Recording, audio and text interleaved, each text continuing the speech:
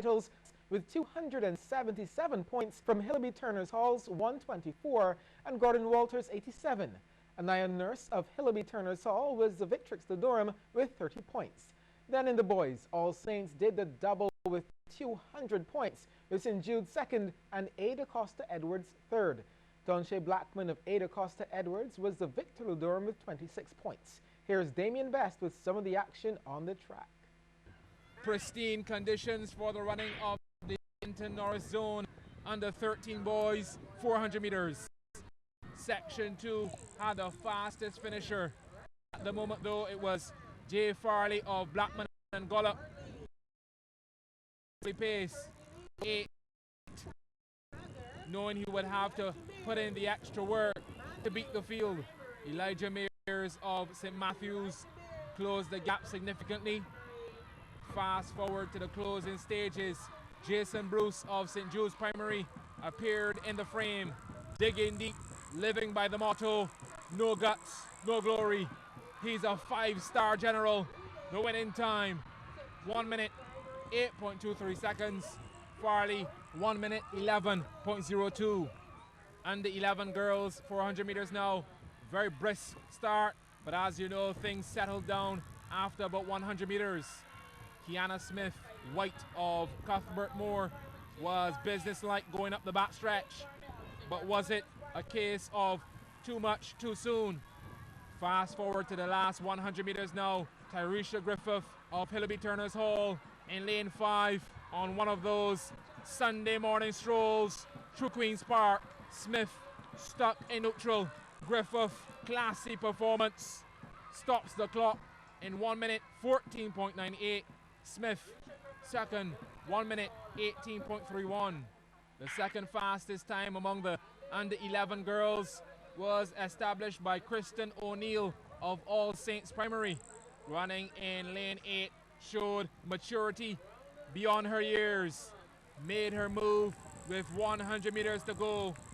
Laying down the law, All Saints Primary are here to win. The time, 1 minute 15.15. Under 11 boys to wrap things up in the 400 meters. Section 2, Belmont Primary, Hillaby Turner's Hall, St. Matthews and Cuthbert Moore hoping to breast the tape first, but it appears Jaden Burgess was late for his appointment with the photo finish camera. He opened up a sizable lead, then in the closing stages turned on the afterburners.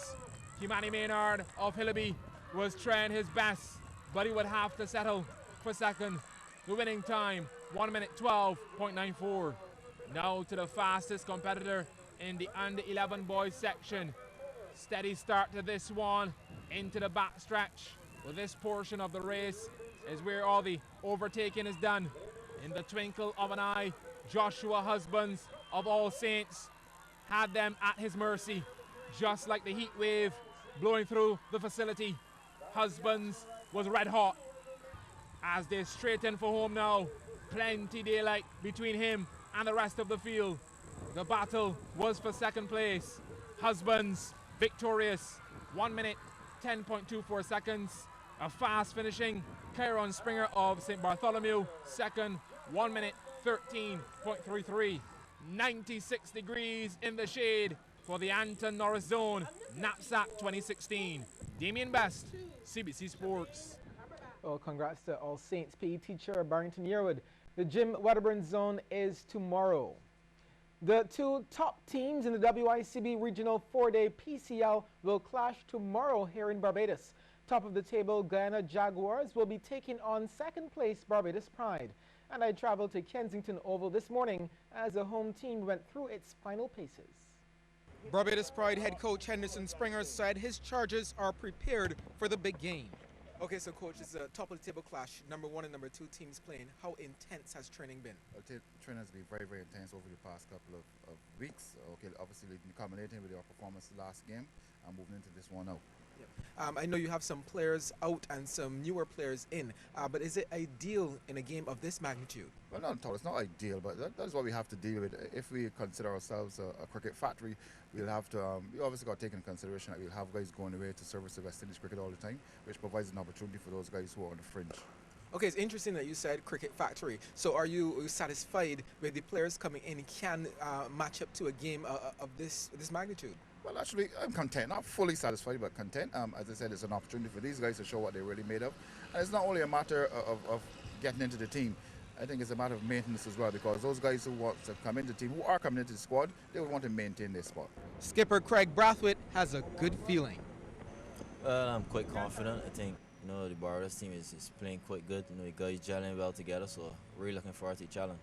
So who are some of the guys you're especially looking to as a captain? You always look around to some certain players to come through and pull through for you, and especially big games like this. So who are some of the names you'll be banking on in this match? Well, I think all the names I'll be banking on. I have faith in and believe in all the guys. Which have 11 players, and just can't wait to get out there and play with the guys. Did you get a chance to look at the surface? What are you expecting? Well, I think it's going to be a good, looks like a very normal batting pitch here at Kennington, and just got to see by tomorrow how motion and stuff looks. So knowing the Guyana Jaguars and knowing their team, what is your team plan? What's the plan going in for them? Well, I think playing against them here last year, obviously they got the better of us. So going in, like to be aggressive, at the batsmen, because I think they're the batsmen doing quite well. So I think once we stick to our game plan and stay disciplined, both our respective fields, I believe that will bring breakthroughs and help us get inroads in their team. Well, later in the evening, it was the turn of the Jaguars to have their final net session, and I spoke with their upbeat skipper, Leon Johnson. Okay, Leon, so how excited are you about this match? If you come up with a good showing in this match, you'll have a firm grasp on the title. Yeah, I'm very excited about the game. Looking at closest rivals, obviously there would be Barbados, 19 points behind us. They've been playing good cricket. We've been playing good cricket so far. I don't think we have played our best cricket. I think our best cricket is still to come. So in every game we look to improve as a team, and as I said, we're excited to keep improving and keep winning games.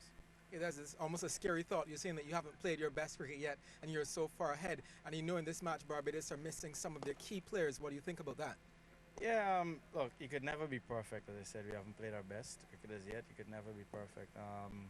Barbados missing key players, Ben Nurse and Carlos Brathwaite, who have been obviously good players to them over the last couple of seasons. Ben with all his experience over 15 years of first-class cricket. So, those are things we'll be looking to exploit. I think the batting lineup still is very good with the likes of Craig and Hope and Brooks and those fellas in there, and Chase as well. So, they've lost a little bit in the bowling department, but their batting is still a good batting lineup.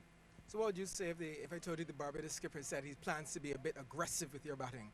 Over the years, Barbados are a generally aggressive side, and coming from Guyana, they tend to be a little more aggressive against us because the natures of the tracks are different in Barbados and Guyana. And it's no surprise that Craig said they would be aggressive against. I think you have to be aggressive against anyone that you play if you want to come out victorious against them.